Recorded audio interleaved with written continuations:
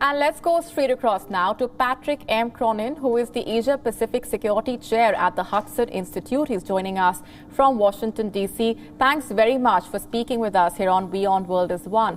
The bilaterals that we've seen already, the Indian Prime Minister has engaged with his Australian counterpart.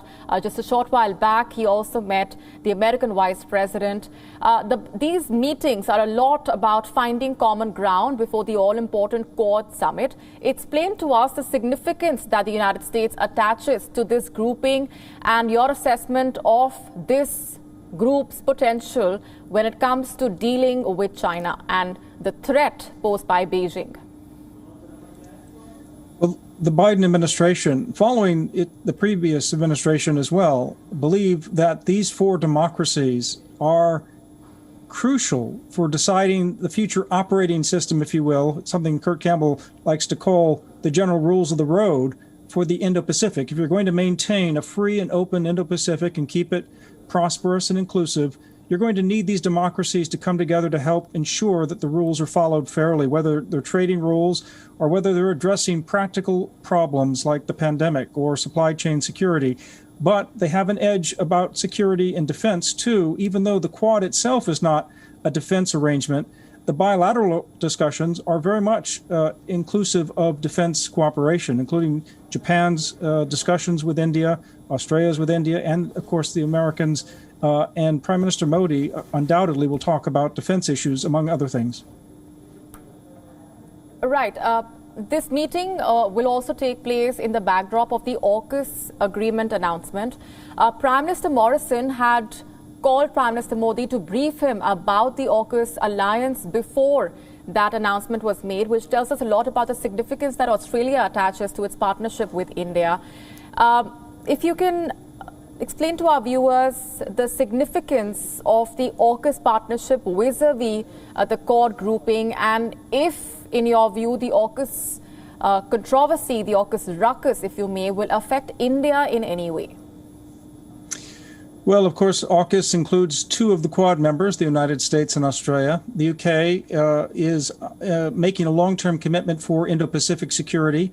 And AUKUS is very much a defense-oriented agreement centered on helping to create a fleet of nuclear-powered submarines that will, for decades forward, allow Australia to participate in ensuring good order at sea.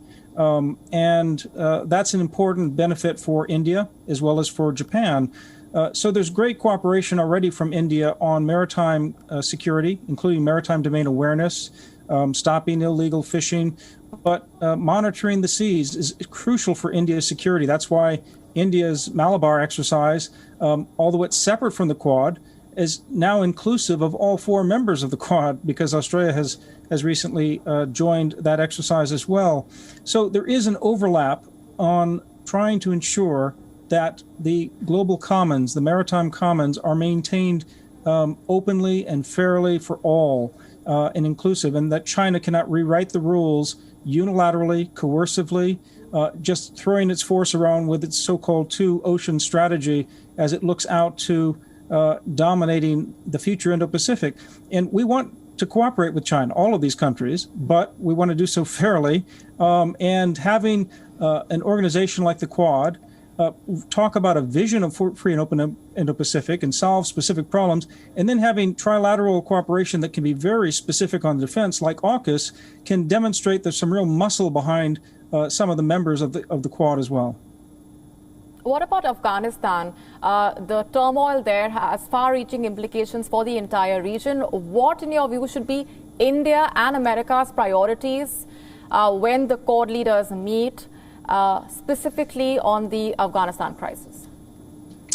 Well, Afghanistan was in crisis before 9/11. It's in crisis now after the American withdrawal. And there's no doubt that the United States wants to maintain an ability to support the regional powers, especially India, to prevent the recreation of a global terror network that can strike. And I think trying to keep the Taliban's actions day by day to rein in terrorism rather than to invite it back will be very much on the agenda of cooperation between Delhi and Washington and other countries. It's important for the United States, although it doesn't want to be involved in a counterinsurgency, it doesn't want to be involved in massive nation building the way it did in post 9/11 world, both in Afghanistan and Iraq. It does very much want to continue the fight on counterterrorism in cooperation with like-minded countries like India. Which reminds me of the remark that was made by the American senator while Antony Blinken was being grilled as a part of his testimony on the Afghanistan withdrawal, talking about how if the U.S. allowed a country like Pakistan to cause so much embarrassment for the U.S. at the global stage vis-a-vis the Taliban taking over Afghanistan, how would the U.S. then expect to deal with Russia, China, and other global powers and those threats? Well, it's a big, messy world. Those are big countries and actors, Russia and China in particular. And Pakistan is an important part of South Asia, and obviously is a critical player in thinking about the future of peace and security coming out of Afghanistan. Of course, we know the Taliban is not a unified group. There are many Taliban, so to speak. We also know that Pakistan is very much involved in some of them. And I know Secretary Blinken has been talking with his Pakistani counterpart today in New York. This is a subject that is going to continue to be high on the agenda for U.S. foreign policy and security policy. We have to deal with all of these countries, but the United States is not the one going to be on the ground fighting an interminable war or trying to build a nation in a country like Afghanistan where there's never really been a solid nation before. Instead, we're going to have to be supporting critical actors in countries like India to try to maintain peace and security going forward. And we're going to have to see if we can make sure that China doesn't become the lobbyist for the Taliban, that Russian forces don't become an entrenched fixture in the region, or that Pakistan is able to turn up the pilot light on terrorism through certain Taliban elements. All of these have to be watched carefully, and that's why the coordination among the four leaders of the Quad is critical for ensuring that we have as much intelligence sharing and a common vision for how to move forward as possible. Patrick Cronin, on that note, thanks very much for being here with us and sharing those insights. WION now available in your country. Download the app now. Get all the news on the move.